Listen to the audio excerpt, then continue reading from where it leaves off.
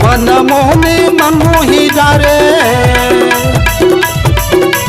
तिरछी नजरिया के बान मारे।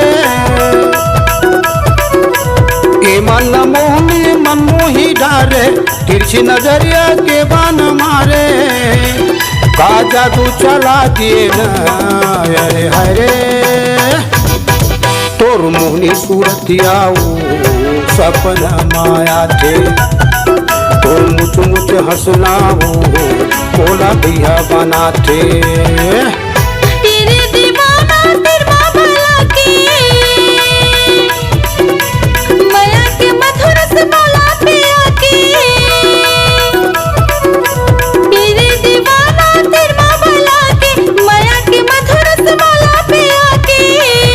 दिल में चोरी चला देना अरे हरे झुल झुल रंग नागा सपना माते। तुर मिठ मिठ बोलेगा मोला बही बनाते।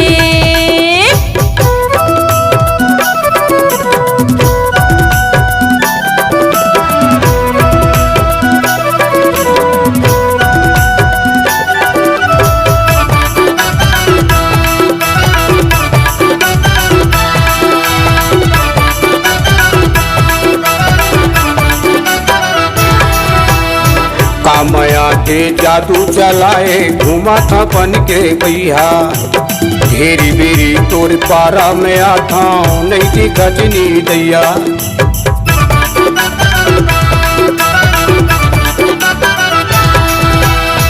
कामया के जादू चलाए घुमा था बन के भैया। घेरी बेरी तोर पारा में आता नहीं थी गजनी दैया। मोरे मन भर माए वो कै दीवाना बनाए न।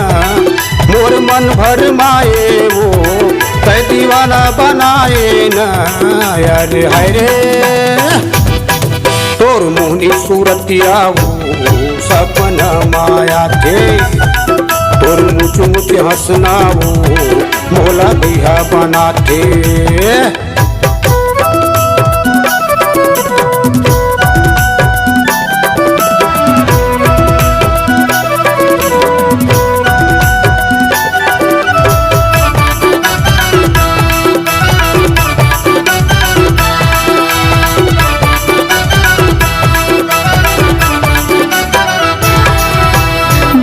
दीवानी हो गे हम भैया पहली मुलाकात माँ।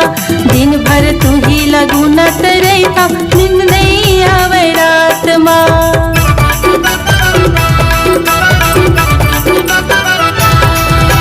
महू दीवानी हो गे हम भैया पहली मुलाकात माँ। दिन भर तू ही लगू न तरैया नींद नहीं आवे रात माँ। संगी साथी भुला गे ना तोर संग माया बंधा गे ना। संगी साथी भुला गे ना तोर संग माया बंधा गे ना। अरे हाय रे तोर झुल झुल रेंगना गा सपना माथे। तोर मिठ मिठ बोलेगा मोला बही बनाथे।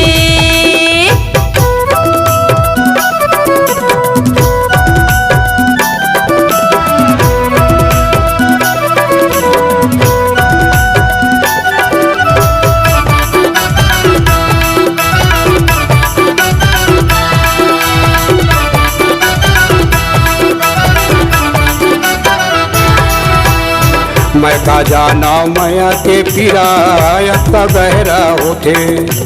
देखे बिना तोला नैना दर से जीवा कलब के रोते।